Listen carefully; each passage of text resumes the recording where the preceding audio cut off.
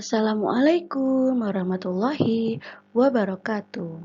Hai anak-anak hebat, bertemu lagi dengan Bu Rena.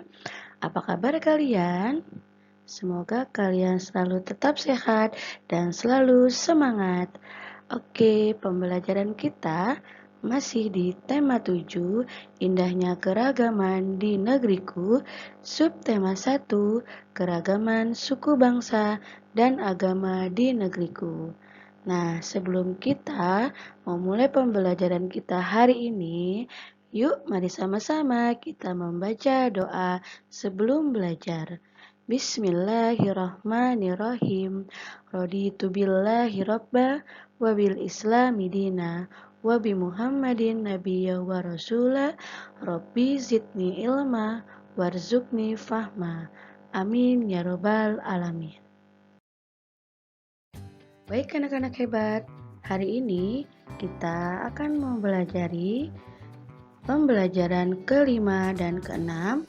Muatan pembelajaran yang akan kalian dapatkan hari ini ada 3. Yang pertama, muatan SPDP, yaitu mengetahui tanda tempo dan tinggi rendah nada. Yang kedua, muatan PKN, mengidentifikasi berbagai bentuk keragaman suku, bangsa, sosial, dan budaya di Indonesia yang terikat persatuan dan kesatuan. Dan yang ketiga, muatan bahasa Indonesia, yaitu menggali isi dan amanat puisi yang disajikan secara lisan dan tulisan dengan tujuan untuk kesenangan. Tujuan pembelajarannya, yang pertama, kalian dapat menyanyikan lagu sesuai tempo.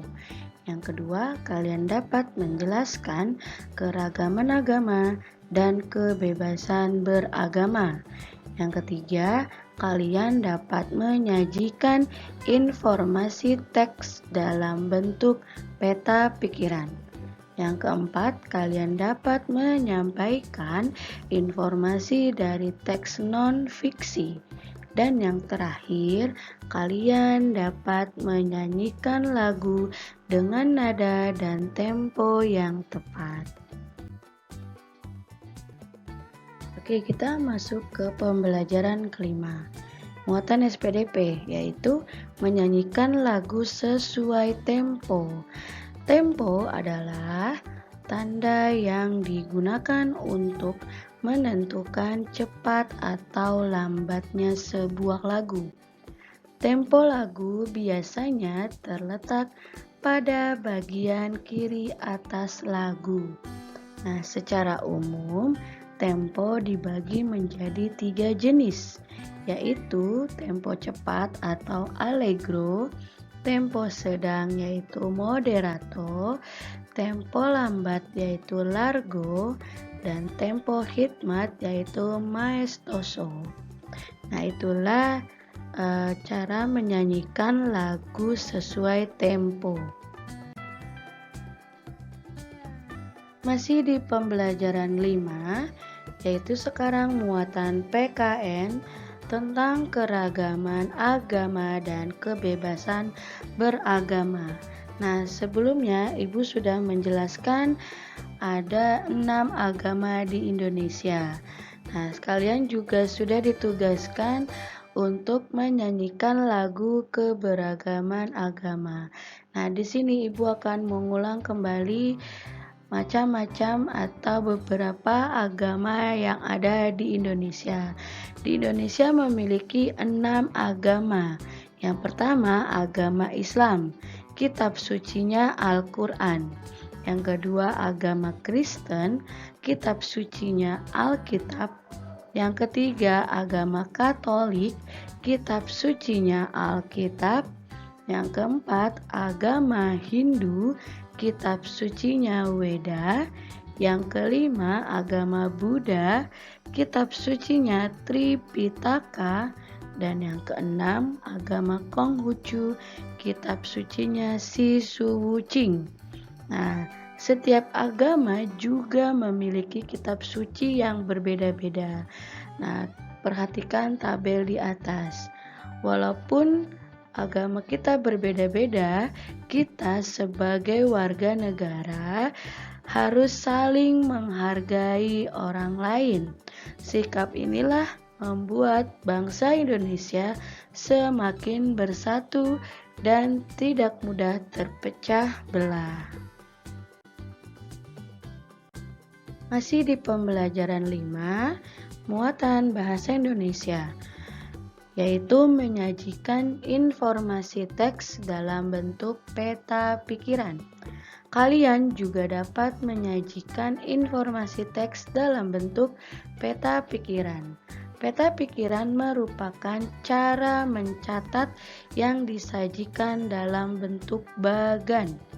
Menyajikan informasi suatu teks menggunakan peta pikiran akan memudahkanmu dalam menyusun informasi penting dalam suatu teks. Nah, di sini Ibu mempunyai peta pikiran yang berjudul Kebudayaan Suku Minang di Indonesia. Nah, yang pertama yaitu suku yang berasal dari Provinsi Sumatera Barat. Lalu yang kedua, asal-usul nama Minangkabau yaitu Minana dan Kabau. Yang ketiga, persebaran suku Minangkabau di Indonesia dan luar negeri. Dan yang keempat, profesi dan keahlian suku Minangkabau di Indonesia. Nah, dengan kita membuat peta pikiran seperti ini dapat memudahkan kita untuk menyusun informasi penting dalam suatu teks. Oke, tugas kalian di buku Bu Pena halaman 105 yaitu tentang ragam budaya di Festival Isen Mulang. Nah, kalian di situ sudah ada bagannya. Kalian baca dulu teksnya, lalu kalian isi ya dalam bagan tersebut. Sekarang masuk pembelajaran 6. Muatan bahasa Indonesia. Menyampaikan informasi dari teks non-fiksi. Untuk menggali informasi dari suatu teks, ada beberapa hal yang perlu dilakukan, antara lain sebagai berikut. Yang pertama, bacalah teks dengan seksama. Yang kedua, tentukan topik dari teks non-fiksi tersebut.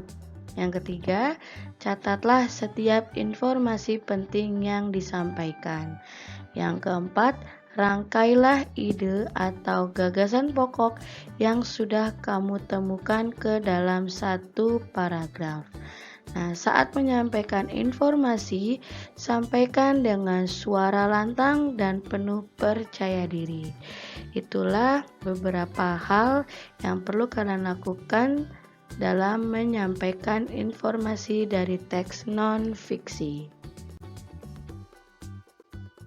Selanjutnya, yaitu muatan SPDP, menyanyikan lagu dengan nada dan tempo yang tepat.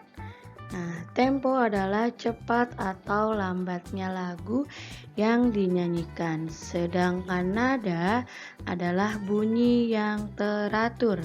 Nada dibagi menjadi nada tinggi dan nada rendah. Itulah bagaimana cara menyanyikan lagu dengan nada dan tempo yang tepat.